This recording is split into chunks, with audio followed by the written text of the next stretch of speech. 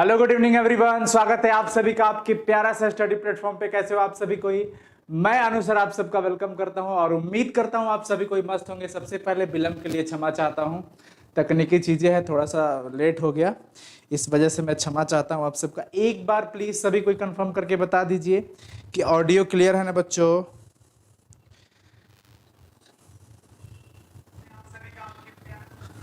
Please सभी कोई बता दीजिए एक बार, ऑडियो क्लियर है ना बच्चों?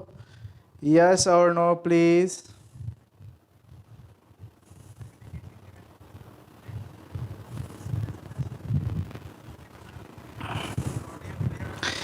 Yes, very good.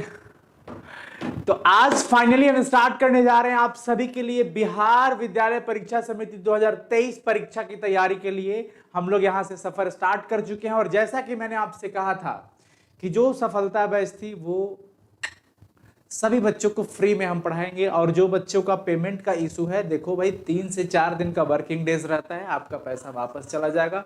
आप परेशान मत होइएगा, हम आपसे कांटेक्ट कर करके जिनका अगर नहीं जा पा रहे हैं उनको जरूर हम उनका पैसा वापस करेंगे। अब प्लीज बिलीव रखिए, सैटरडे संडे बैंकिंग बंद ही था, आज मंडे है और 3 से 4 दिन का वर्किंग डेज रहता है। प्लीज पेशेंस रखिए। बाकी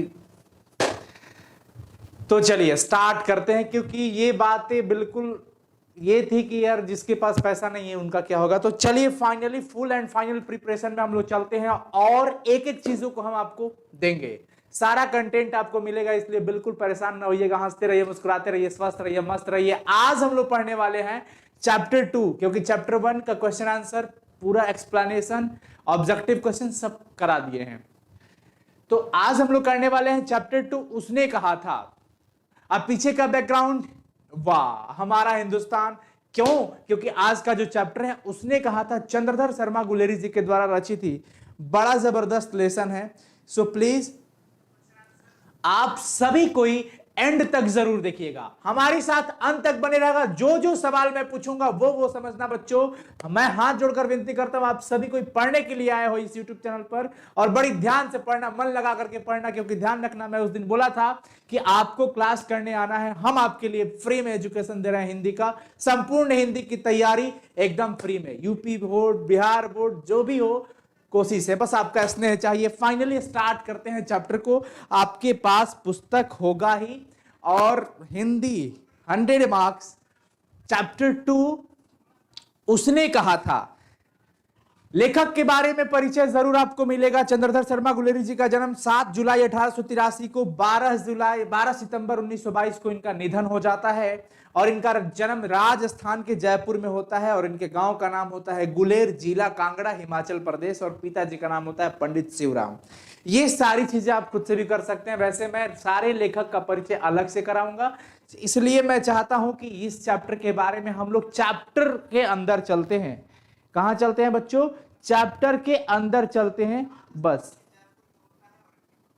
तो डायरेक्ट चैप्टर स्टार्ट करें, यस और no please? Direct chapter start करें।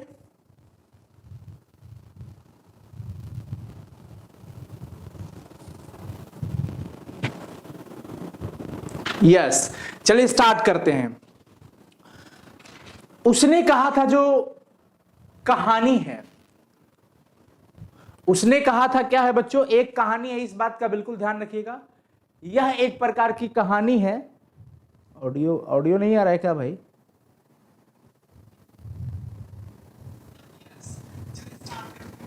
हाँ, उसने कहा था पाठ जो है ये कहानी है चंद्रधर शर्मा गुलेरी जी के द्वारा रचित है। और इस कहानी का मुख्य उद्देश्य लहना सिंह, इसमें इनमें मुख्य पात्र होंगे, नायक होंगे लहना सिंह, और उनके इर्द गिर्द ही सारी कहानी घूमती फिरती रहेगी। देशभक्ति कहानी भी है और इसमें बड़ी ही अच्छी चर्चाएं हैं, आप जरूर ध्यान से सुनिएगा। देखिए, अमृतसर शहर का नाम लेकर के ये कहानी स्टार्ट होती है और अमृतसर से ही यहाँ इस कहानी की शुरुआत होती है। अमृतसर में काफी बाजारों में भीड़ पड़ी रहती है, लेकिन चलने के लिए, फिरने के लिए फिर भी लोग एक दूसरे को भले बुरे शब्द नहीं कहते हैं। हमारे यहाँ कुछ ऐसा हो जाता है कि अगर कोई चलता है सड़कों पर, थोड़ा सा भी ये लग गया तो कहता है आनर हो गए हो, दिखता नहीं है, चलने नहीं आता है, हाँ इतना रोड खाली है, तुमको उधर से नहीं जाना था, जानबूझ के ऐसे कर रहे हो। लेकिन पंजाब के अमृतसर के शहर में अमृतसर जो शहर है बच्चों, बहुत भीड़ भरी बाजार है और फिर भी वहां लोग एक दूसरे को भले बुरे नहीं कहते हैं। बड़े बड़े शहरों के इक्के गाड़ी वालों की जबान के कोड़े से जिनकी पीठ छिल गई है और कान पक गए हैं, उनसे हमारी प्रार्थना है कि अमृत शहर के बंबू काट वालों की बोली का मरहम लगावे। हाँ, अगर आप भीड़ से परेशान रहते हैं और ऐसा हो गया है कि आप इक्के गाड़ी वालों की जबान के कोड़ों से जिनकी पीठ छिल गई है, उनके बातों से इधर उधर शहर के, तो आइए एक बार ध्यान से सुनिएगा कि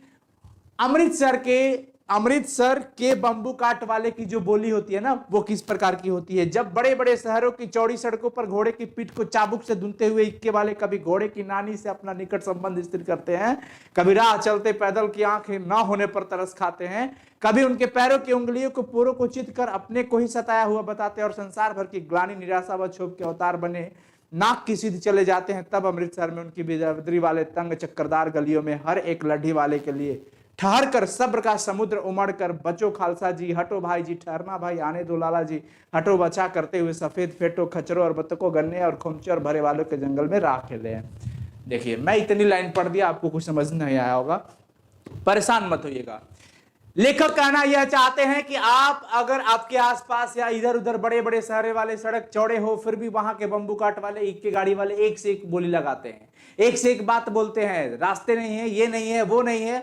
भैया कभी अमृतसर आकर देखिए, कभी अमृतसर के इक्के गाड़ी वाले का बात सुनिए, जबान सुनिए, एक से एक प्यार से, हटो खालसा जी, अभी उम्र आपकी प्यारी है, अभी बच्चे इतने छोटे हैं भाई, अभी जीना है 100 वर्षों, इस तरीके से, मतलब एक भाव है, इस तरीके से कहकर अपनी प्यारी बातों को वो जो राही होते हैं उन तक बोलते हैं। लेकिन कई जगहों पर ऐसा होता है भाई कि अगर आप उनके रास्ते पे आ गए या फिर आप कोई साइकिल वाला आपका पैर चिथड़ दिया तो आप भी उसको ऐसे बोलोगे, वो भी आपको ऐसी की तैसी लगी रहती है। लेकिन अमृतसर शहर के जो इक्के गाड़ी वाले होते हैं बड़ी प्यार से चीजों को बोलते हैं, बड़ी प्यार से बोलते हैं कि हटो खालसा जी, हटो बाछा, आने दो लाला जी, बड़ी प्यार शब्द सूचक है ये सब। अब देखिएगा, क्या मजाल है कि जी और साहब बिना सुने किसी को हटाना पड़े। जी और साहब बड़ी प्यार वाले शब्द है, हटना पड़े, यह बात नहीं कि उनकी जीभ चलती ही नहीं, ऐसा नहीं कि उनको भी बोलने नहीं आता, अमृतसर के इक्के गाड़ी वाले को भी बोलने आता है, लेकिन वो बड़ी प्यार से बोलते हैं, मीठी छुरी चलाते हैं वो। यदि कोई बुढ़िया बार बार चितौनी देने पर भी लीक से नहीं हटती है, जब वो चलते हैं, यदि कोई सामने बुढ़िया रहती है और बार बार वो चिल्लाता है और वो नहीं हटती है, तब कुछ उनकी मीठी छुरी कैसे चलती है, तब कहते हैं, हट जा जीड़े जोगिए, हट जा कर्मा वालिए, हट जा पुता प्यारिए, बच जा लंबी वालिए, अरे अभी बड़ी लंबी उम्र है, बच जाओ है प्यारे पुत्र वाली, अभी बच जाओ, अभी उम्र लंबी है, हट जाओ। जब कोई बुढ़िया बार बार रास्ते पर से नहीं हटती है, तब इक्के गाड़ी वाले ऐसे ही कुछ बोलते हैं। मतलब इसका अर्थ यह है कि तुम जीने योग्य हो, तुम भाग्य वाली हो, पुत्रों के लिए प्यारी हो, लंबी उम्र तेरे सामने है, तू क्यों मेरे पहियों के नीचे आना चाहती है, बच जा। इसका मतलब ये हुआ, हट जा जीड़े जोगिए, हट जा कर्मा वालिए, हट जा पुता प्यारिए, बच जा लंबी वाली। इसका मतलब ये हुआ कि तुम जीने योग्य, मतलब कि तुम जीने के योग्य हो, तुम भाग्य वाली हो, तुम पुत्र के लिए प्यारी हो, तुम पुत्र के लिए प्यारी हो, तुम्हारी लंबी उम्र है, क्यों मेरे पहिए के नीचे आना चाहती हो, बच जा। ऐसे बंबू काट वालों के बीच में होकर एक लड़का और एक लड़की चौक की एक दुकान पर आ मिले। बड़ी ध्यान से सुनना, बड़ी मजेदार है, बड़ी मजेदार है बच्चों।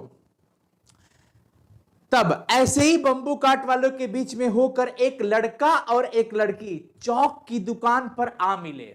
आकर के मिलते हैं, उसके बालों और इसके ढीले सुथने से जान पड़ता था कि दोनों सिख हैं।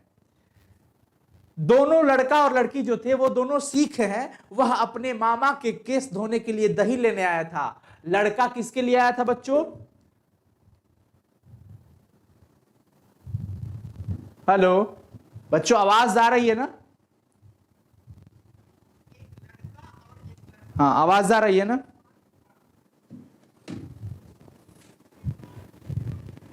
आवाज आ रही है? Yes, very good.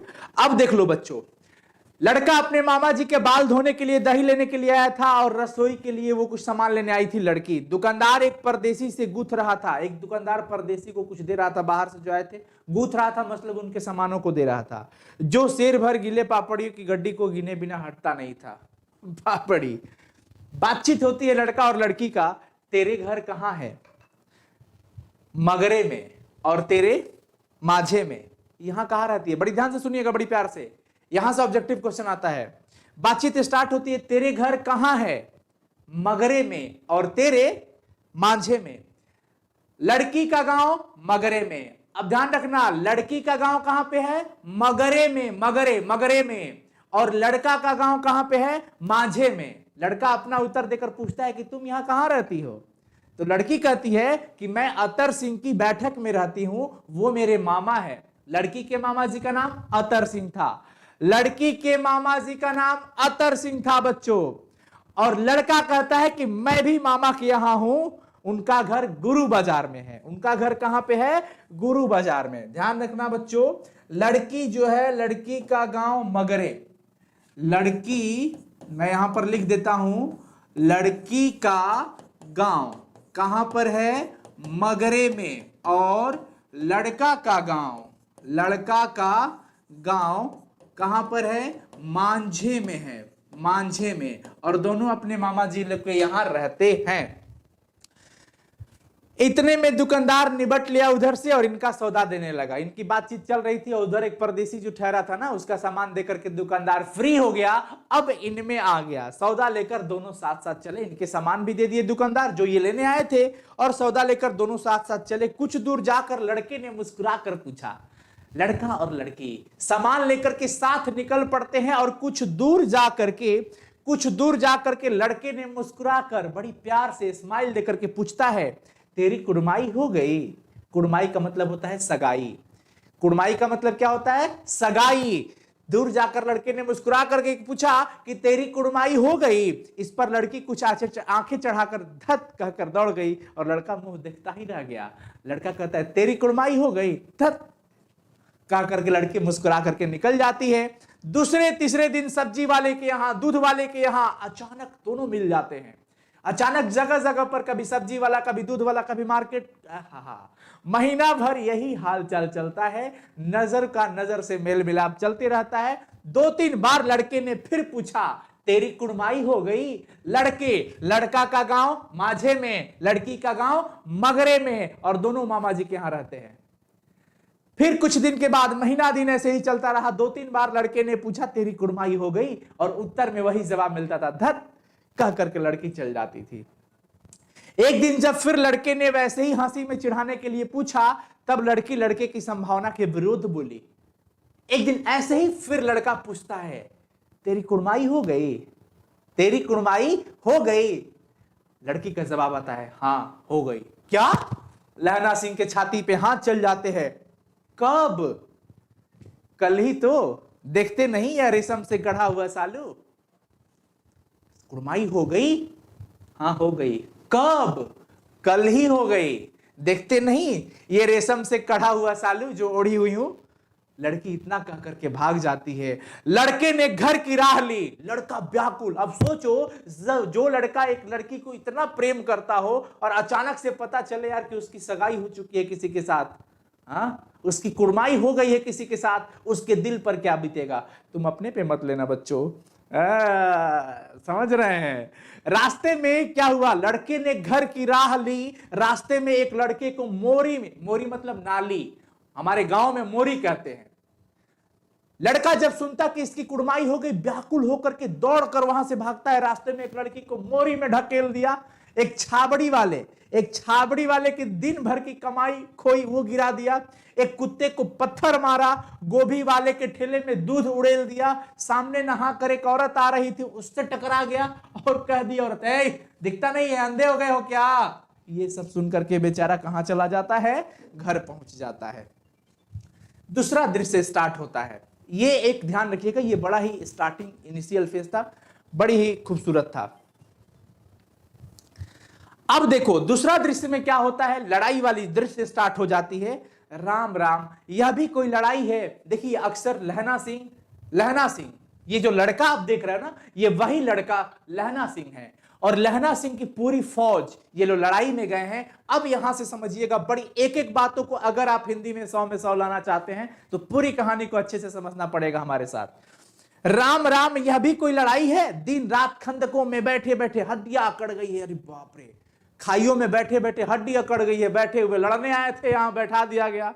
लुधियाने से 10 गुना जाड़ा पड़ रहा है। आए बर्फ ऊपर से गिर रहा है, पिंडलियों तक कीच में धंसे हुए हैं, पूरे हड्डियों तक। ऐसा लग रहा है बाप रे, गनीम कहीं दिखता ही नहीं। गनीम मतलब दुश्मन, दुश्मन कहीं दिखता ही नहीं है। घंटे 2 घंटे में कान के पर्दे फाड़ने वाले धमाके के साथ सारी खंदक हिल जाती है और 100-100 गज धरती उछल पड़ती है। इस गैबी गोले से बचे तब तो कोई लड़े, जो बम विस्फोट होता था इस तरीके से। नगर कोट का जलजला सुना था, आसपास का जो था सब पूरा का पूरा सुना था। यहां दिन में 25 जलजले होते हैं, दिन में 25 जलजले होते हैं। जो कहीं खंदक के बाहर साफा या कुहानी निकल गई तो चटाक से गोली लगती है। गोलीबारी चलते रहता है, गोलीबारी चलते रहता है। अगर इधर उधर ऐसे हाथ कोहनी हो गया ना तो कहीं खूब से आके लग जाएगा। न मालूम बेईमान मिट्टी में लेटे हुए हैं या घास की पत्तियों में छिपे रहते हैं। न जाने, क्या पता दुश्मन कहां छुपे हुए हैं, मिट्टियों में धंस गए हैं या फिर घास की पत्ती में छिपे रहते हैं। दिन भर में 25-25 विस्फोट, बमबारी, गोलीबारी होती रहती है। लहना सिंह और 3 दिन है, लहना सिंह और 3 दिन है। 4 दिन तो खंदक में ही बीत गए। परसों रिलीफ आ जाएगी, परसों आराम हो जाएगी और फिर भैया 7 दिन की छुट्टी हो जाएगी। अपने हाथों झटका करेंगे और पेट भर खाकर सो रहेंगे। उसी फिरंगी मैम के बाग में मखमल की सी हरी घास है, फल और दूध की वर्षा कर देती है वो फिरंगी मैम। एक फिरंगी मैम है, बड़ी इन लोग को मानती थी। जब ये लोग जाते थे दूध फल वल पूरा खिलाती थी। लाख कहते हैं दाम नहीं लेती, खिलाने के लिए पैसे वैसे नहीं लेती थी। और कहती थी, जब ये लोग कुछ कहते थे तो वो कहते थे कि भाई तुम तो राजा हो, तुम मेरे मुल्क को बचाने आए हो, खाओ पियो एकदम मस्त रहो, इस तरीके से। आगे देखो, 4 दिन तक पलक नहीं झपी, बिना फेरे घोड़ा बिगड़ता है। बिना घूमे घोड़ा कैसे बिगड़ जाता है? घोड़ा के एक जगह बांध के रखोगे, दौड़ने वाला घोड़ा, उसको एक जगह बांध के रखोगे तो दिन भर ही खूब चिल्लाते रहेगा अपनी आवाज में। अब हम नहीं बोल पाएंगे। और बिना लड़े सिपाही, अब सिपाही का लड़ने का काम है भैया, उसको बंदूक थमा के चुपचाप बैठा दिए हो तो वो बिगड़ेगा नहीं। जैसे घोड़ा बिना फेरे घोड़ा बिगड़ता है, वैसे बिना लड़े सिपाही बिगड़ जाता है। मुझे तो मन करता है कि संगीन चढ़ाकर मार्च का हुक्म मिल जाए, लहरा सिंह कहता है। लहरा सिंह की उग्रता देखिए कि मुझे तो संगीन चढ़ाकर मतलब बंदूक तैयार करके मार्च का हुक्म अगर मिल जाए ना तो 7 जर्मन को अकेला मारकर ना लौटू ना तो मुझे दरबार साहब की दहली पर मत्था टेकना नसीब ना हो। जैसे हम लोग कहते हैं ना कि मैं ये काम नहीं किया ना तो मेरा नाम अनुसर नहीं, फलाना नहीं। ऐसे ही लहना सिंह कहता है कि मुझे अगर हुक्म मिल जाए ना, मैं 7 जर्मनों को ठोक कर ना लौटा ना तो मुझे दरबार साहब की दहली पर मत्था टेकना नसीब ना हो। ये लोग सीखते। पाजी कहीं के कलों के घोड़े संगीन देखते ही मुंह फाड़ देते हैं और पैर पकड़ने लगते हैं। जो अंधेरे में 30-30 मन का गोला फेंकते हैं। उस दिन धावा किया था 4 मील तक, एक जर्मन नहीं छोड़ा था। अकेले उस गोला फेंकते हैं, सब 30-30 मन का गोला फेंकते हैं। उस दिन धावा किया था, दौड़ा दिया था, 4 मील तक एक भी जर्मन नहीं छोड़ा था। पीछे जनरल ने हट जाने का कमान दिया था, नहीं तो और सिखा देते उन लोग को। लहना सिंह कह रहे हैं कि पीछे हटने का जनरल साहब का हुक्म आ गया था, नहीं तो सभी जर्मनों को हम बता देते, सिखा देते, नहीं तो सीधे बर्लिन पहुंचा जाते। क्यों ये बातें कह रहे हैं? तब तक एक इंसान उसमें से और बोलता है जिसका नाम होता है सूबेदार हजारा सिंह। सूबेदार का नाम क्या था? हजारा सिंह। चैट सेक्शन में लिखिए, सूबेदार का नाम क्या था बच्चों? हजारा सिंह। सारे बच्चों चैट सेक्शन में लिखो, सूबेदार का नाम क्या था? बताइए, सूबेदार का नाम क्या था? सूबेदार का नाम था हजारा सिंह। ये बातें बोलते बोलते कहता है क्यों? तब कहते हैं सूबेदार हजारा सिंह मुस्कुराकर बोलते हैं, लड़ाई के मामले में जमादार या नायक के चलाए नहीं चलते। तुम जमादार हो, तुम सिपाही हो, बस सिपाही तक ही रहो। बड़े अफसर दूर तक की सोचते हैं। ये बात बोल रहे हो ना लहना कि हुक्म मिल जाए तो ये कर देते, वो कर देते। नहीं, तुम जमादार हो, तुम्हारा नहीं चलेगा। बड़े अफसर लोग बड़ी दूर तक की सोचते हैं कि लड़ाई में ऐसे होगा तो क्या होगा, वैसे होगा तो क्या होगा। 300 मील का सामना है, 300 मील का सामना है। एक तरफ बढ़ गए तो क्या होगा? हाँ? सूबेदार जी सच है। लहना सिंह बोला, लहना सिंह बोला कि हाँ जी सूबेदार हजारा सिंह, आपका बात कहना बिल्कुल सच है, बिल्कुल सच है, पर क्या करे, हड्डियों में तो जाड़ा धस गया है, शरीर में एकदम ठंडक बैठ गई है, अब गर्मी लाने का मन करता है। लड़ाई वड़ाई होती तब ना गर्मी आता है। सूर्य निकलता नहीं और खाई में दोनों तरफ से चंबे की बावलियों के से सोते झड़ रहे हैं। एक धावा हो जाए तो गर्मी आ जाए, सूर्य तो निकलता नहीं और पूरा बॉडी में हड्डी पसली में ठंडक समाई हुई है। एक धावा हो जाता ना, तब ना थोड़ा तो बंदूक चलता तो मजा आ जाता। उद्यमी उठ, सिगड़ी में कोले डाल। वजीरा तुम 4 लोग बल्टियां लेकर खाई का पानी बाहर फेंको। मान सिंह शाम हो गई है, खाई के दरवाजे का पहरा बदल दे। यह कहते हुए सूबेदार सारी खंदक में चक्कर लगाने लगे। सूबेदार हजारा सिंह सबको अपनी अपनी जिम्मेवारी दे दिए कि फलाना जी आप ये काम करिए, वजीरा तुम 4 लोगों को लेकर के बाल्टी लेकर के खाई का जो पानी है उसको बाहर निकालो। महासिंह को कहा गया कि शाम हो गई है, खाई के दरवाजे का पहरा बदल दो तुम। और ये ऐसा बात बोलते हुए सूबेदार हजारा सिंह चक्कर लगाने लगे। वजीरा सिंह पलटन का विदूषक था। पूरे पलटन में जोकर का काम वजीरा सिंह करता था। विदूषक का मतलब होता है जोकर, जो हंसाता हो, सबको मन बहलाता हो। सारे बच्चों लिखो, क्वेश्चन पूछता है ऑब्जेक्टिव में कि पलटन का विदूषक कौन था? जवाब क्या होगा? वजीरा सिंह। पलटन का विदूषक वजीरा सिंह था। बाल्टी में गंदा पानी लेकर खाई के बाहर फेंकता हुआ बोला, मैं तो पाधा बन गया हूं, पुरखा पुरनिया बूढ़ा। करो जर्मनी के बादशाह का तर्पण। इस पर सब खिलखिला पड़े और उदासी के बादल फट गए, क्योंकि भैया ये तो हंसाने वाली बात बोलता था, जो कड़ाई करता था, इसलिए वजीरा सिंह पलटन का विदूषक था। लहना सिंह ने दूसरी बाल्टी भर उसके हाथ में देकर कहा, अपनी बाड़ी के खरबूजे में पानी दो, ऐसा खाद पानी पंजाब भर में नहीं मिलेगा, बढ़िया पानी है, दो। हाँ देश क्या है? स्वर्ग है। मैं तो लड़ाई के बाद सरकार से 10 गुसा जमीन यहां मांग लूंगा और फलों के बूटे लगाऊंगा।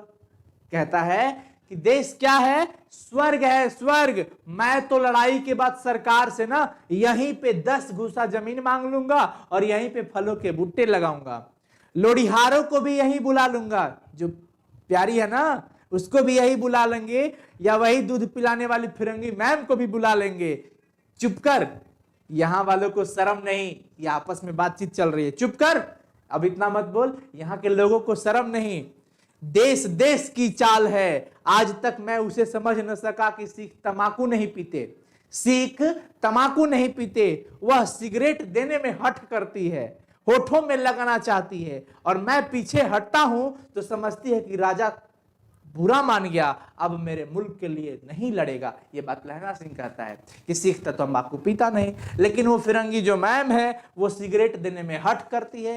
लो, हठ मतलब जिद करती है कि लो लो पी लो, और सिगरेट तो तंबाकू सिख लोग लगाते नहीं है, होठों में लगाना चाहती है तंबाकू को, मैं पीछे हटता हूं, जबरदस्ती देती है कि ले पी ले, ले पी ले। वही कौन? फिरंगी मैम। लेकिन लहना सिंह कहता है कि उसको नहीं पता, उसको पता होना चाहिए, यहां के लोगों को शर्म नहीं, सिख लोग तंबाकू नहीं पीते, और वो जबरदस्ती होठ में दे रही थी। पीछे हटता हूं तो कहती कि लगता है राजा बुरा मान गया, अब हमारे देश की रक्षा नहीं करेगा, देश के लिए नहीं लड़ेगा। अच्छा चलो ठीक है, अच्छा बता बोधा सिंह कैसा है तू? अब बोधा कौन है? सूबेदार हजारा सिंह का बेटा।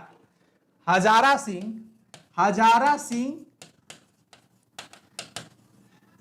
का बेटा का नाम था बोधा सिंह। ध्यान रखना बच्चों, यही सब क्वेश्चन आपसे पूछेगा। अच्छा हटा ये सब बात, चल बता बोधा अब तू कैसा है? अच्छा है, जैसा मैं जानता ही ना हूं। रात भर तुम अपने दोनों कंबल उसे उड़ाते हो और आप सिगड़ी के सहारे गुजर करते हो, उसके पहरे पर आप पहरा दे आते हो। देखो यहां से लहना के प्रेम की बात स्टार्ट होती है। मैं यहां पर आपको दो यहां पर पात्र बताया, एक लड़की और एक लड़का। लड़का तो लहना सिंह है, लेकिन लड़की कौन है? ध्यान से सुनिएगा, इसी लड़की का पुत्र है बोधा सिंह, यानी कि ये सूबेदार हजारा सिंह है और ये लड़की सूबेदारनी है, जिनकी सगाई इनके साथ हुई थी, शादी भी इनके साथ हुई थी, पर लहना के लिए ये प्रेम थी। प्रेम करता था लहना इनसे, लेकिन इनकी तो शादी किसी और के साथ। तो ये सूबेदारनी हुई और ये सूबेदार हजारा सिंह हुए और इनके बेटा का नाम था बोधा सिंह। अब यहां चर्चे में आ गई कि बोधा लहना, मैं सब जानता हूं, बोधा के हाल चाल पूछ रहे हो ना, मैं सब समझता हूं, क्या जानते हो कि नहीं पता है, रात भर तुम अपने दोनों कंबल उसे उड़ाते हो और अपने सिगड़ी के सहारे, सिगड़ी मतलब समझते हो ना, जो हम लोग बोरसी लगाते हैं ना ठंडों के दिन में, बोरसी में आग तापते हैं, वही बात आ रही है कि तुम क्या समझ रहे हो कि मुझे नहीं पता है। वजीरा तुम क्या सोच रहे हो, लहना के बोल रहा है, लहना को सब जानता हूं, अपने रात को बोरसी के सहारे रहते हो और बोधा को कंबल उड़ाते हो, दो दो कंबल हैं, इसके पहरे पे तुम जाकर के पहरा देते हो, अपने सूखे लकड़ी के तख्तों पर बैठ जाते हो, अपने सूखे लकड़ी के तख्तों पर उसे सुलाते हो, अच्छा लकड़ी पर बोधा सिंह को सुलाते हो, और तुम कीचड़ में पड़े रहते हो, कहीं तुम मादे न पड़ जाना, जड़ा क्या है, मौत है, ठंडा लग जाएगा मर जाओगे। यहां मरने वालों को मुरब्बे नहीं मिला करते, यहां सरकार जमीन नहीं दिया करती है, यहां मरने वालों को जमीन नहीं मिला करता, जगह नहीं मिला करता। कहता है लहना सिंह, मेरा डर मत कर यार, मैं तो बुलेल की खड्ड के किनारे मरूंगा, भाई कीरत सिंह की गोदी में मेरा सिर होगा, मेरे हाथ के लगाए हुए आंगन के आम के पेड़ की छाया होगी। लहना सिंह अपनी मृत्यु की कल्पना करता है कि मेरी मृत्यु की चिंता तो मत कर, मेरी मृत्यु मेरे भाई कीरत सिंह की गोदी में होगी, उनके गोदी में सिर होगा। किसके? भाई कीरत सिंह के गोदी में सिर होगा, ऐसा कल्पना करता है। वजीरा सिंह ये बात सुनकर के त्योरी चढ़ाकर कहा, क्या मरने मरने की बात लगा रखा है, मरे जर्मनी और मरे तुर्क, हाँ भाइयों कुछ गाओ, आओ गाते हैं कुछ। तो ये लोग कुछ अपना गाना गाते हैं, ठीक है, गाना वाना गा लेते हैं, गाना हो जाता है। इस तरह से मौज मस्ती होती है, सोते और मौज करते रहते हैं, 4 दिन से सोते और मौज ही करते रहे हैं, खूब मजे लिए हैं लोग। दोपहर रात गई है, अंधेरा है, सन्नाटा हो गया है। बोधा सिंह खाली बिस्किटों के 3 टीनों पर अपने दोनों कंबल बिछाकर लहना सिंह के 2 कंबल और एक बरान कोट ओढ़कर सो रहा है। सुनिएगा ध्यान से।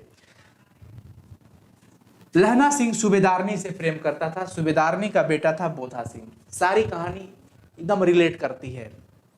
युद्ध में ये लोग भी आए हैं, लहना सिंह भी आया है। लहना सिंह बोधा का बहुत ख्याल रखता है, अपने भले ही कुछ भी पहन लेता है, लेकिन अपना कंबल जैकेट कोट इसको पहनाता है, अपने भले कीचड़ में रात गुजारता है, लेकिन इसको लकड़ी के तख्ते पर गुजारता है, सोने देता है। सुनिए, दोपहर रात बीती है, कुछ ऐसा हुआ, अंधेरा था, सन्नाटा हुआ है। बोधा सिंह खाली बिस्किटों के 3 टीनों पर, 3 गो टीना, खाली बिस्किट वाला जो टीना होता है ना, उस पर दोनों कंबल बिछाकर, लहना सिंह का दोनों कंबल ओढ़कर और लहना सिंह का कोट पहन करके सो रहा है। लहना सिंह पहरे पर खड़ा हुआ है, एक आंख खाई के मुंह पर है और एक बोधा सिंह के दुबले शरीर पर। लहना सिंह अपनी प्रेमिका के पुत्र बोधा सिंह की पूरी जिम्मेवारी ले रहा है, पूरी देख रेख इधर कर रहा है, और एक तरफ सेना की भी देख रेख है कि हमारी सेना पर कहीं से आक्रमण न हो। एक आंख खाई के किनारों पर तो एक आंख बोधा सिंह के दुबले शरीर पर। बोधा सिंह ने कराहा, ऐसा बोधा सिंह से कुछ आवाज निकला। लहना कहता है, क्या हुआ, क्यों बोधा भाई, क्या है, पानी पिला दो। बोधा कहता है, पानी पिला दो। लहना सिंह ने कटोरा ला करके उसके मुंह से लगाकर पूछा, कहो, कटोरा उसके मुंह से लगाकर पूछा, कहो कैसे हो। पानी पीकर बोधा बोलता है, कंपनी छूट रही है, मतलब थरथरी ठंड लग रही है बहुत, रोम रोम में तार दौड़ रहे हैं, दांत बज रहे हैं, भाव समझना। अच्छा ऐसा, लो मेरी जर्सी पहन लो। लहना कहा कि ऐसे हो रहा है तो लो मेरी जर्सी पहन लो। बोधा कहता है, और तुम? मेरी चिंता मत करो, मेरे पास सिगड़ी है ना, बोरसी है, मैं यहीं पे, मुझे तो पसीना आ रहा है, तुम लो पहनो। ना ना मैं नहीं पहनूंगा, मैं नहीं पहनूंगा, 4 दिन से तुम मेरे लिए यही सब कर रहे हो, लेकिन तुम खुद की चिंता नहीं कर रहे। अरे हाँ हाँ टेंशन मत लो, याद आ गई, मेरे पास दूसरी और गर्मी जर्सी है, तू पहन ना बोधा, तू पहन ले, टेंशन मत लो। आज सवेरे एक और जर्सी मेरे लिए आई थी, बिलायत से मैडमों भेजी है, हाँ? गुरु उनका भला करे। यो कहकर लहना अपना कोट उतार करके उसको दे देता है जर्सी पहनने के लिए। लेकिन सच कहते हो, तुम्हारे लिए भेजी है क्या? अरे तो हाँ, तो और नहीं तो क्या, झूठ थोड़ी बोलूंगा। हाँ, लो पहनो। यो कहकर नाही नाही करते करते उसको जबरदस्ती लहना ने बोधा को जर्सी पहना ही दिया और अपने खाकी कोट जिनका कुर्ता भर पहनकर पहरे पर खड़ा हुआ। झूठ बोला, कोई कोट वोट नहीं था। मेम की जर्सी की कथा केवल कथा ही थी। वो बोधा सिंह को किसी तरह अपना कोट पहनाने के लिए ऐसे बोला कि भाई टेंशन तो मतलब, मेरे लिए भी जर्सी आ गई है। आधा घंटा बीता बच्चों, आधा घंटा बीता। इतने में खाई के मुंह से आवाज आई, सूबेदार हजारा सिंह। आवाज आती है पूरी खाई उगर से, सूबेदार हजारा सिंह। कौन? लेफ्टिनेंट साहब। हुकुम हुजूर, हुकुम करिए। इधर से बोला गया, कौन? लेफ्टिनेंट साहब बोल रहे हैं क्या? अरे आदेश फरमाइए जी। कहकर सूबेदार हजारा सिंह तन कर फौजी सलाम करके सामने हुआ। देखो, इसी दम धावा करना होगा। मील भर की दूरी पर पूरब के कोने में एक जर्मन खाई है, उसमें 50 से ज्यादा जर्मन नहीं है। इन पेड़ों के नीचे नीचे 2 खेत काट कर रास्ता है, 3-4 घुमाव है, जहां मोड़ है वहां 15 जवान खड़े कर आया हूं। तुम यहां 10 आदमी को छोड़कर सबको साथ लेकर के चले जाओ। ये बात लेफ्टिनेंट साहब जी कहते हैं। सूबेदार हजारा सिंह जी, लेफ्टिनेंट साहब हुकुम करिए। देखो, मैं यहां वहां दिस दैट दुनिया जहान करके आ गया हूं। तुम एक काम करो, यहां 10 आदमी को छोड़ करके सबको साथ ले जाकर के उनसे मिलो। खंदक चिनकर वहीं, जब तक दूसरा हुक्म ना मिले वहीं पर रहना, हम यहां रहेगा। सूबेदार कहते हैं, जो हुकुम मालिक। चुपचाप सब तैयार हो गए। बोधा भी कंबल उतार कर चलने लगा। तब लहना सिंह ने उसे रोका। ए, तू कहां जाएगा? चल चल, तुम्हारा तबीयत खराब है, तुमको नहीं जा रहा, चल। हम 4 दिन से तुमको कोट वोट पहना रहे हैं, तुम इसीलिए भागेगा बाप, चल कट। लहना सिंह आगे हुआ तो बोधा के बाप सूबेदार ने उंगली से बोधा की ओर इशारा किया। लहना सिंह समझकर चुप हो गया। पीछे 10 आदमी कौन रहे, इस पर बड़ी हुज्जत हुई, बड़ी चर्चा हुई। कोई रहना ही नहीं चाहता था। समझा बुझा कर सूबेदार ने मार्च कर दिया। लेफ्टिनेंट साहब लहना की सिगड़ी के पास मुंह फेर कर खड़े हो गए।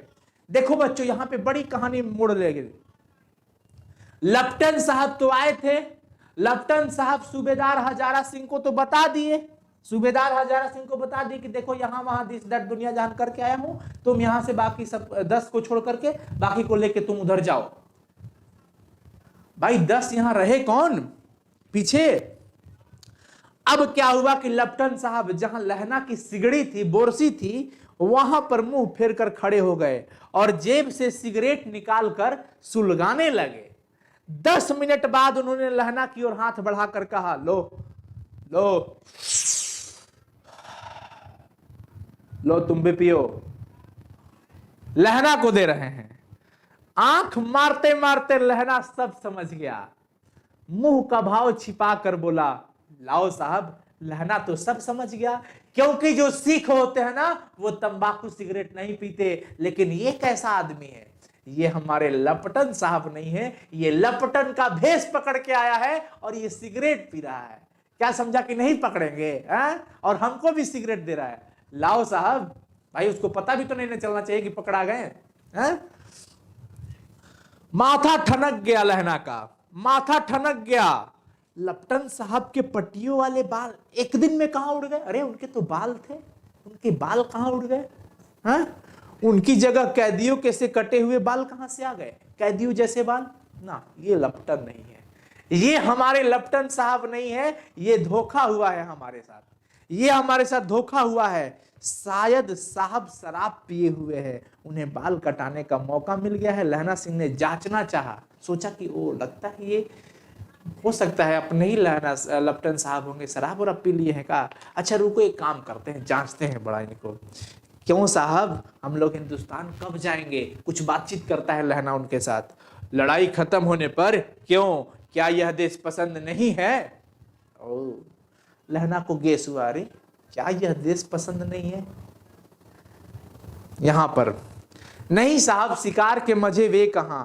याद है पार साल नकली लड़ाई के पीछे हम और आप जगधरी जिले में शिकार करने गए थे? हाँ हाँ, वही जब आप खोते पर सवार थे और आपका खानसामा अब्दुल्ला रास्ते के एक मंदिर में जल चढ़ाने को रह गया था। देखिए, आपका खानसामा अब्दुल्ला रास्ते के एक मंदिर में जल चढ़ाने हैं, ये जल चढ़ाने मंदिर जाएंगे ना। बेशक पाजी कहीं का सामने से वह नीलगाय निकली कि ऐसी बड़ी मैंने कभी तो देखी ही नहीं थी, और आपकी एक गोली कंधे में लगी और पुठे में निकली। ऐसे अफसर के साथ शिकार खेलने में मजा है। क्यों साहब, शिमले से तैयार होकर उस नीलगाय का सिर आ गया था ना, आपने कहा था कि रेजिमेंट की मैस में लगाएंगे। हाँ, पर मैंने वह विलायत भेज दिया। ऐसे बड़े बड़े सींग 2-2 फुट के तो होंगे। हाँ लहना सिंह 2 फुट 4 इंच के थे। तुमने सिगरेट नहीं पिया? देखिए, पलटन साहब, पलटन नहीं लपटन साहब और लहना सिंह के बीच कुछ ये बातचीत होती है जिससे यह बात साफ हो जाता है कि वो नकली लपटन है। तुमने सिगरेट नहीं पिया क्या लहना? लहना सिंह कहते हैं कि पीता हूं साहब, दिया सलाई ले आता हूं। कहकर लहना सिंह खंदक में चला गया। लहना सिंह को कुछ बातचीत अपनी हुई और उस बातचीत से वो पता चल गया कि नहीं, ये असली लपटन नहीं है। ये लपटन पूछा कि तुमने अभी तक पिया नहीं सिगरेट? पीता हूं साहब, पीता हूं, टेंशन मत लो, बस ला रहा हूं दिया सलाई। कहकर अंदर चल जाता है लहना। अब उसे संदेह नहीं रहा था कि उसने झटपट निश्चय कर लिया कि क्या करना चाहिए। लहना सिंह बड़ी दिमाग का तेज था, समझ गया कि अब क्या करना है, ये तो नकली लपटन है। अंधेरे में किसी सोने वाले से टकरा गया। अंदर लोग सोए थे, टकरा गया। कौन? वजीरा सिंह। जब टकराया लहना तो पूछता है कौन है भाई? वजीरा सिंह। हाँ हाँ लहना, क्या हुआ? क्या कयामत आ गई क्या? जरा तो आंख लगने दी होती, अभी तो सोए ही थे। अरे होश में आओ यार, होश में आओ, कयामत आ गई है। लहना सिंह बोलता है कि होश में आओ यार, होश में आओ, कयामत आ गई है। और लपटन साहब की वर्दी पहनकर कयामत आई है। क्या क्या हो गया? ये वजीरा, लपटन साहब या तो मारे गए हैं या कैद हो गए हैं। लहना सिंह कहता है कि हमारे जो लपटन साहब थे ना, या तो वो मारे गए हैं, नहीं तो उन्हें पकड़ लिया गया है। उनकी वर्दी पहनकर कोई जर्मन आया है। सूबेदार ने इसका मुंह नहीं देखा था उस समय। जब सूबेदार को ये बोला उस समय सूबेदार ने इनका मुंह नहीं देखा था। मैंने देखा इसका मुंह और इससे बात भी की। ससुरा साफ उर्दू बोलता है। सौहरा, सौहरा एक गाली होता है जिसको ससुरा कहते हैं। लहना सिंह कहता है कि सौहरा साफ उर्दू बोलता है, ससुरा साफ उर्दू बोलता है, जो हमारे खान सर बोलते हैं लगातार। खान सर का ये सुने होंगे आप सभी कोई है? पर किताबी उर्दू। और मुझे पीने को सिगरेट दिया। साले को पता नहीं कि सिख तंबाकू तक नहीं लगाते हैं और मुझे सिगरेट दिया, तभी तो हम पकड़ लिए। वजीरा कहता है तो अब क्या करें? अब बता करना क्या है? अब क्या, अब तो मारे गए हम लोग, धोखा हो गया है। सूबेदार कीचड़ में चक्कर काटते फिरते होंगे हैं, यहां खाई पर धावा होगा, उधर उन पर खुले में धावा होगा। ये अपने धोखाधड़ी से उधर भेज दिया और इधर भी धावा उधर भी धावा। करो अब, उठो, तुम एक काम करो, पलटन के पैरों का निशान देखना। पलटन जैसे जैसे आया था, पलटन के पैरों का निशान देखते देखते दौड़ जाओ। अभी बहुत दूर नहीं गए होंगे लोग। लपटन नहीं, पलटन, जो पूरी फौज सूबेदार लेके गए थे ना, उन पलटन के पैर के निशान देख देख करके तुम दौड़ो वजीरा। लहना सिंह बोलता है कि वजीरा तुम पलटन के पैरों का निशान देखो और दौड़ो जल्दी, अभी बहुत दूर नहीं गया होगा लोग। सब सूबेदार से कहो कि एकदम लौट जाए। खंदक की बात बिल्कुल झूठ है, चलो जल्दी जाओ यहां से। खंदक के पीछे से तुम निकल जाओ, पत्ता तक न खड़के, देर मत करो, किसी को पता तक नहीं चले, जल्दी जाओ और सूबेदार को बोलो वापस आ जाए। हुकुम तो यह है कि यही ऐसी की तैसी हुकुम की, मेरा हुकुम। कहता है वजीरा सिंह हुकुम है कि यही पे, तो बोला कि बैठ, चल यहां से हटो। ऐसी तैसी हुकुम की, मेरा हुकुम, जमादार लहना सिंह, मैं लहना सिंह जमादार हूं, जो इस वक्त यहां सबसे बड़ा अफसर मैं हूं, उसका हुक्म है तुम यहां से जाओ और जल्दी वापस सूबेदार को खबर लेकर के आओ। पर यहां तो तुम 8 ही हो। कहता है वजीरा सिंह की अरे हम चल जाएंगे और तुम लोग यहां पे तो 8 ही हो। अरे 8 नहीं, हम 10 लाख हैं। एक एक अकालिया सिख 1.25 लाख के बराबर होता है। चलो जाओ यहां से तुम। लौट कर खाई के मुहाने पर लहना सिंह दीवार से चिपक गया। लहना सिंह दीवार से चिपक गया। उसने देखा कि लपटन साहब ने जेब से बेल के बराबर, बेल मतलब सिरफल, इतना बड़का बड़का जो नकली लपटनवा आया है ना, वो अपने जेब से, बगली से, पैकेट से बड़े बड़े 3 गोले निकालते हैं बेल जैसा। तीनों को जगह जगह खंदक की दीवारों में घुसेड़ दिया और तीनों में एक तार बांध दिया। क्या कर दिया? तार बांध दिया। तार के आगे सूत की एक गुत्थी थी जिसे सिगड़ी के पास रखा। बाहर की तरफ एक दिया सलाई गुत्थी पर रखने ही वाला था। लेफ्टनवा जो था ना, वो नकली लेफ्टन के रूप बदल, उनका असली लेफ्टन को कहीं कैद कर दिया गया था, नहीं तो मारा गया था। उनका जर्सी पहन करके ये आया जर्मन, ये जर्मन था, दुश्मन था इन लोग का, और आ करके बेल के बराबर 3 यहां पर रख दिए थे बम के गोले, बम के गोले रख दिया, तार लगा दिया, और सिगड़ी यानी कि जहां पे बोरसी थी, आग थी, वहां पर रख दिया। बिजली की तरह दोनों हाथों से उल्टी बंदूक, अभी तब जलाने ही वाला था नकली लेफ्टन, तब तक लहना सिंह की एंट्री होती है। लहना सिंह तब तक दोनों हाथों से उल्टी बंदूक को उठाकर लहना सिंह ने साहब की कोहनी पर तान कर खटाक खटाक मारा उनको, उल्टा बंदूक करके पिछवाड़े से। बंदूक का जो पीछा वाला होता है ना, उसको पलट के मारा इनको, लेफ्टन को। धमाके के साथ साहब के हाथ से दिया सलाई गिर पड़ी, लेफ्टन के हाथ से दिया सलाई गिर गई। लहना सिंह ने एक कुंदा साहब की गर्दन पर मारा यहां पे, और साहब oh my God, oh my God ऐसे कर रहे हैं लेफ्टन साहब। मिन गॉड, मिन गॉड कह रहा है। मिन गॉड का मतलब क्या हुआ? Oh my God. जब मारा यहां पर कुंदा से ना कि इनका ओ माय गॉड निकल गया, कहते हुए गिर गए। लहना सिंह ने तीनों गोले बिन कर खंदक के बाहर फेंका। लहना सिंह जल्दी हटाया इसको कि साला अगर फट जाए इसी में तब तो अमावट बन जाना है।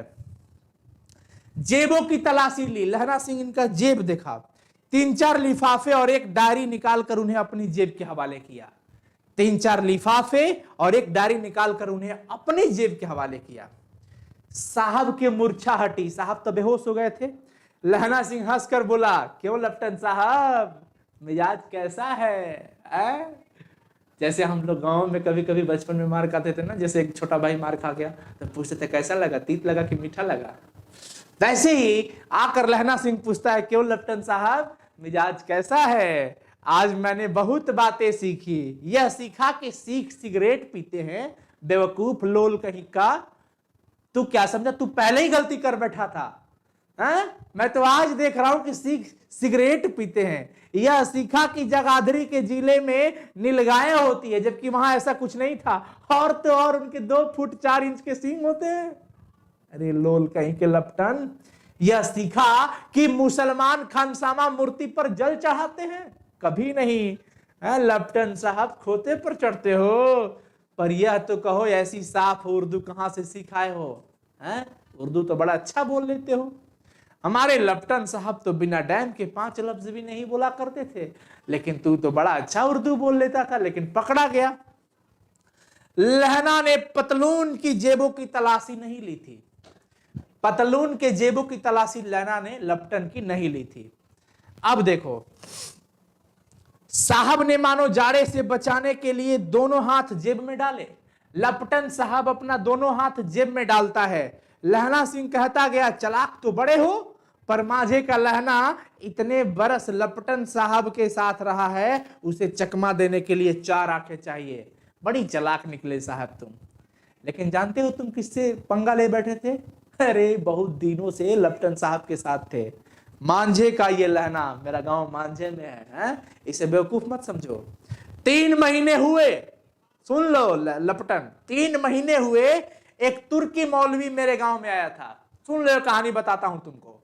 एगो तुर्की मौलवी हमारे गांव में आया था, औरतों को बच्चे होने की ताबीज बांट रहा था कि लो तुम्हारे बच्चे नहीं हो रहे ना, ये ताबीज लगा लो, तुम्हारे बच्चे हो जाएंगे, तुम्हारे बच्चे हो जाएंगे, ताबीज लगा लो। बच्चों को दवाई देता था। चौधरी के बड़ के नीचे मंजा बिछाकर हुक्का पीता रहता था और कहता था जर्मनी वाले बड़े पंडित है। जर्मनी वालों को पंडित बता रहा था। वो आकर के कहता था कि जर्मनी वाले बड़े पंडित है, वेद पढ़ पढ़ करके उसने विमान चलाने की विद्या जान गए हैं। गौ को नहीं मारते, हिंदुस्तान में आ जाएंगे तो गौ हत्या बंद कर देंगे। मंडी की बनियों को बहकाता था वो कि जा करके डांक खाने से पैसा निकाल लो, नहीं तो सरकार का राज जानने वाला है। डांक बाबू पोलूराम भी डर गया था। सुन लो, ये मौलवी आया था, आया था और ऐसे ऐसे कर रहा था। पता है मैंने उसके साथ क्या किया? पता है मैंने उसके साथ क्या किया? मैंने मुल्ला जी की दाढ़ी मोड़ ली, खींच दी और गांव से बाहर निकाल कर कहा था, जो मेरे गांव में अब पैर रख दिया ना तो सोच लेना कि तुम्हारा क्या होगा। आ रहे यहां पे बहकाने के लिए कि जर्मनी वाले बड़ी पंडित है, वेद पढ़ करके विमान चलाने की विद्या जानते हैं और गौ हत्या नहीं करेंगे। चल आज के बाद आ गया ना, समझ लो कबाड़ डालेंगे। तब तक साहब की जेब में से, क्योंकि साहब जी दोनों हाथ अपने जेब में डाले थे, लेकिन साहब के जेब में से पिस्तौल चला और लहना की जांघ में गोली लग गई। ओह, यहां पर लहना की जांघ में गोली लग जाती है बच्चों। इधर लहना की हेनरी मार्टिनी के 2 फायरों ने साहब की कपाल क्रिया कर दी। तब तक साहब के इधर जब एक गोली इसकी लगी तो वो धड़ाधड़ दूं धड़ाका सुनकर सब दौड़ गए। बोधा चिल्लाया, क्या है? लहना सिंह ने उसे तो यह कहकर सुला दिया, चुप रह, क्या हालांकि बड़ा। एक हड़का हुआ कुत्ता आया था, मार दिया। हटाओ, क्या हला किया? वो हड़का हुआ कुत्ता था, मार दिया। औरों से और बाकी लोग से सारा बात बता दिया। बोधा को नहीं बताया क्योंकि बोधा डर जाएगा, बोधा को चिंता हो जाएगी। बाकी लोगों से लहना सारी बात बता दिया। सब बंदूकें लेकर तैयार हो गए। लहना ने साफा फाड़कर कपड़ा फाड़ा और घाव की दोनों तरफ पट्टियां कस कर बांधी। घाव मांस में ही था, पट्टियों के कसने से लहू निकलना, खून निकलना बंद हो गया था। उतने में 70 जर्मन चिल्लाकर खाई में घुस पड़े। इतना देर ही हुआ कि 70 जर्मन, कितने जर्मन? 70 जर्मन खाई में कूद पड़े। सिखों की बंदूकों की बाढ़ ने पहले धावे को रोका, दूसरे को रोका, दे दनादन गोलियां चलने लगी। पर यहां थे 8। लहना सिंह तक तक कर मार रहा था, वह खड़ा था और लेटे हुए थे, और वे 70 थे। अपने मुर्दा भाइयों के शरीर पर चढ़कर जर्मन आगे घुसे आते थे, यानी कि धड़ाधड़ गोलियां चलने लगी है और जर्मन की लाशें बिछने लगी हैं, और उसी लाश पर से जर्मन फिर आगे बढ़ते थे। फिर थोड़े से मिनटों में वो भी साफ हो जाते थे। अचानक आवाज आई, वाह गुरुजी की फतह, वाह गुरुजी की खालसा, और धड़ाधड़ बंदूकों के फायर जर्मनों के पीठ पर पड़ने लगे। ऐन मौके पर जर्मन 2 चक्की के पाटों के बीच में आ गए। पीछे से सूबेदार हजारा सिंह के जवान उधर से आग बरसाते थे और सामने लहना सिंह के साथी, मतलब कि बीच में पड़ गए वो। दे दनादन इधर से और उधर से भी दे दनादन। जब एक किलकारी और आई, अकाल सिखा दी फौज आई, वाह गुरुजी दी फतह, वाह गुरुजी दा खालसा, सत श्री अकाल पुरुष। और इतना में लड़ाई खत्म हो जाती है। 63 जर्मन यहां खेत रहे, खेत रहना मतलब शहीद हो जाना, युद्ध भूमि में मारे जाना। 63 जर्मन या तो मारे गए या कराह रहे थे। सिख में से 15 लोगों के प्राण गए थे। सिख में से कितने लोग मरे थे? 15 लोग मरे थे, और उधर 63।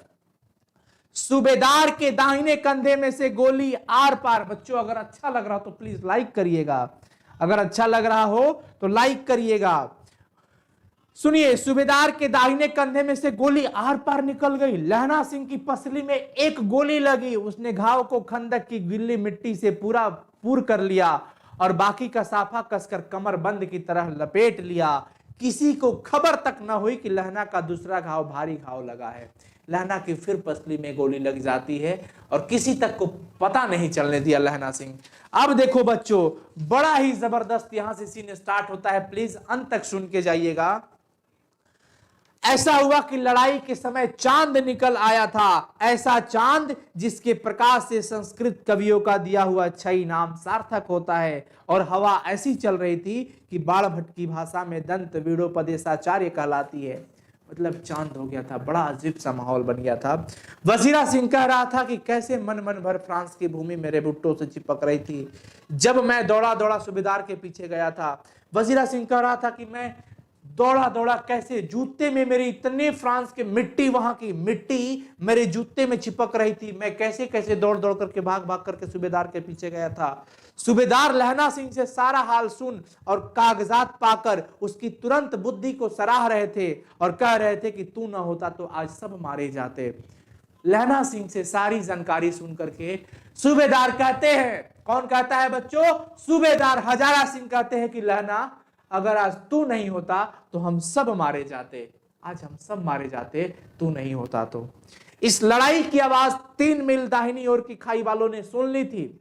उन्होंने पीछे से टेलीफोन कर दिया था, लड़ाई की आवाज, टेलीफोन आया था। वहां से झटपट से 2 डॉक्टर, 2 बीमार ढोने वाली गाड़ियां चली, एम्बुलेंस आई, जो कोई 1.5 घंटे के अंदर आ पहुंची। आ गए लोग।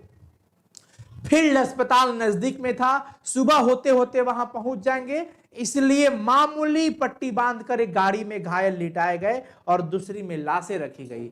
एक गाड़ी में मामूली लोग जो छोटे मोटे घाव थे और एक में लाशें वाली भी गाड़ी थी। सूबेदार ने लहना सिंह की जांघ में पट्टी बंधवानी चाहिए। सूबेदार कहा डॉक्टर से कि अरे इसकी भी चोट लगे है और यहाँ पे भी घाव जख्म है, इसके भी जांघ में पट्टी बांधो। पर लहना ने कहा क्या हटाओ, ये थोड़ा सा घाव है, क्या पट्टी बांधना है, सवेरे देखा जाएगा, हटाओ। बोधा सिंह ज्वर में बर्रार रहा था। बोधा सिंह को बुखार था, क्योंकि ठंडा लग रहा था, उसको बुखार आ गई थी और बुखार में कुछ भी बके जा रहा था। उसको गाड़ी में लिटा दिया गया। लहना को छोड़कर सूबेदार जाते नहीं थे। सूबेदार कहते कि तुम्हें छोड़कर नहीं जाऊंगा। यह देख लहना ने कहा तुम्हें बोधा की कसम और सूबेदारनी की सौगंध जो इस गाड़ी में न चले, जाओ। सूबेदार कहते हैं कि लहना तुमको भी चलना होगा, तू नहीं जाएगा तो मैं भी नहीं जाऊंगा। लहना तुरंत कहता है कि देखो सूबेदार, तुमको तुम्हारे बेटे बोधा की कसम और सूबेदारनी की कसम, तुमको जाना होगा, तुम इस गाड़ी में चले जाओ। फिर सूबेदार कहते हैं कि और तुम हट, मेरे लिए जाओ, पहुंचो और वहां पहुंच करके गाड़ी भेज देना। जर्मन मुर्दों के लिए भी तो गाड़ियां आती रहेगी ना, मेरा उतना हाल बुरा नहीं है, देखते नहीं मैं खड़ा हूं, वजीरा है ना मेरे पास। अच्छा ठीक है, पर फिर भी कुछ नहीं, फिर भी बोधा गाड़ी में लेट गया कि नहीं, आप भी चढ़ जाओ। सुनिए तो, सूबेदारनी होरा को चिट्ठी लिखो तो मेरा मत्था टेकना लिख देना। अब कहता है लहना सिंह कि सूबेदारनी को, जिससे वो प्रेम करता था, सूबेदारनी होरा को अगर चिट्ठी लिखना तो मत्था टेकना लिख देना, और जब घर जाओ तो कह देना कि मुझसे जो उन्होंने कहा था वह मैंने कर दिया। बच्चों, यहां पर ये साफ निश्चित तय हो जाता है कि लेखक ने आखिर शीर्षक उसने कहा था क्यों चुना। यहां पर लहना सिंह कहते हैं कि चिट्ठी लिखना तो मेरा मत्था टेकना लिख देना और कहना कि जो उसने कहा था वो मैं कर दिया। उसने कहा था, क्या कही थी भाई सूबेदार ने, आगे पढ़ते हैं। गाड़ियां चल पड़ी थी। सूबेदार ने चढ़ते चढ़ते लहना का हाथ पकड़कर कहा, तूने मेरे और बोधा के प्राण बचाए हैं। सूबेदार कहते हैं हजारा सिंह कि लहना, गाड़ी जाने वाली थी, हाथ पकड़ करके तूने मेरे और बोधा के प्राण बचाए हैं। लिखना कैसा यार, साथ ही घर चलेंगे, अपनी सूबेदारनी को तू ही कह देना उसने क्या कहा था, जो भी कहा था तुम कह देना, चिट्ठी क्या लिखना यार, साथ में चलेंगे ना। अब आप गाड़ी पर चढ़ जाओ, मैंने जो कहा है वह लिख देना और कह भी देना। ये बात लहना सिंह सूबेदार से कहता है कि चलो ठीक है, तुम अब गाड़ी पे चढ़ो और मैं जो कहा हूं उसको लिख देना और जाके बोल भी देना। गाड़ी निकल जाती है और लहना लेट जाते हैं। वजीरा पानी पिला दे और मेरा कमर बंद खोल दे, तर हो रहा है पसीना और दर्द। पानी से प्यासा लहना सिंह वजीरा की सहायता मांगता है।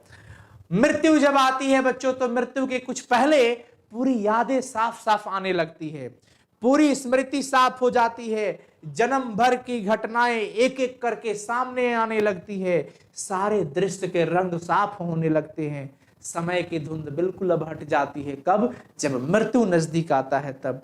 लहना सिंह जब 12 वर्ष का था, सुनिएगा बड़ी प्यार से, अब निचोड़ यहीं पे है। लहना सिंह 12 वर्ष का है, अमृतसर में मामा के यहाँ रहने के लिए आया हुआ है। दही वाले के यहाँ, सब्जी वाले के यहाँ, हर कहीं उसे एक 8 वर्ष की लड़की, 12 वर्ष का लड़का और 8 वर्ष की लड़की मिलती थी। जब वह पूछता है कि तेरी कुड़माई हो गई, तब धत कहकर वह भाग जाती है। एक दिन उसने वैसे ही पूछा तो कह दिया कि हाँ हो गई, देखते नहीं ये रेशम के फूलों वाला सालू। सुनते ही लहना सिंह को बड़ी दुख हुआ, क्रोध हुआ। क्यों हुआ भाई? क्योंकि वो सच्चा प्रेमी था, वो सच्चा प्रेमी था। वजीरा सिंह पानी पिला दे भाई, वजीरा पानी पिला दे, ऐसा कहते हैं लहना सिंह। 25 वर्ष बीत गए, 25 वर्ष बीत गए। अब लहना सिंह नंबर 77 सिख राइफल्स में जमादार हो गया है। लहना सिंह का नंबर कितना था? 77 और वो जमादार पद पर थे। उस 8 वर्ष की कन्या का ध्यान ही नहीं रहा। 25 वर्ष बीत गए, अब वो कन्या कौन थी 8 वर्ष वाली, अब तो ध्यान ही नहीं रहा। न मालूम वह कभी मिली भी थी या नहीं। 7 दिन की छुट्टी लेकर जमीन के मुकदमे की पैरवी करने के लिए जब वह घर गया था, वहां रेजिमेंट की अफसर की चिट्ठी मिली कि फौज लड़ाई पर जाती है। लाम मतलब लड़ाई, फौज लाम पर जा रही है। जब अपने जमीनी मुकदमे के काम से लहना सिंह अपने गांव जाते हैं, तब तक चिट्ठी आता है, रेजिमेंट के अफसर ने चिट्ठी लिखी कि फौज लड़ाई पर जाती है, तुम भी फौरन चले जाओ। साथ ही सूबेदार हजारा सिंह के यहाँ भी चिट्ठी आती है कि मैं और बोधा सिंह भी लड़ाई पर जा रहे हैं, लौटते समय लहना तुम भी इधर से चल ही चलना, हम लोग साथ चल चलेंगे। सूबेदार का गांव रास्ते में पड़ता था और सूबेदार उसे बहुत चाहता था, लहना सिंह को। लहना सिंह सूबेदार के यहाँ पहुंचा, लड़ाई पर जाना था, इधर बोधा सिंह को भी जाना था, सूबेदार को भी जाना था, और उधर रास्ते में गांव पड़ता था इनकर सूबेदार का। लहना सिंह आ रहा था तो सोचा कि चलो सब साथी में चल चलेंगे। लहना सिंह इनके घर जाता है। जब चलने लगे तब सूबेदार बेड़े में से निकल कर आया, बोला लहना, सूबेदारनी तुमको जानती है, देख ना तुझे बुलाती है। जब निकलने लगे लोग तो लहना सिंह को कहते हैं सूबेदार हजारा सिंह कि लहना देख ना, सूबेदारनी तुझको जानती है यार, तुझको बुलाती है, जा मिल के आ जा। लहना सिंह भीतर पहुंचा, सूबेदारनी कहती है सूबेदारनी मुझे जानती है। लहना सिंह पहुंचा और बोला कि अरे सूबेदारनी मुझे जानती है, कब से? रेजिमेंट के क्वार्टरों में तो कभी सूबेदार के घर के लोग रहे ही नहीं, फिर ये कैसे मुझे जानती है? दरवाजे पर जाकर कहा, मत्था टेकना कहा। आशीष सुनी, लहना सिंह चुप रहा। फिर कहती है मुझे पहचाना नहीं? लहना कहता है नहीं, तेरी कुड़माई हो गई, थक कल हो गई, देखते नहीं रेशमी भुट्टो वाला सालू अमृतसर में। भाव की टकराहट से मूर्छा खोली, करवट बदली, पसली का घाव बह निकला।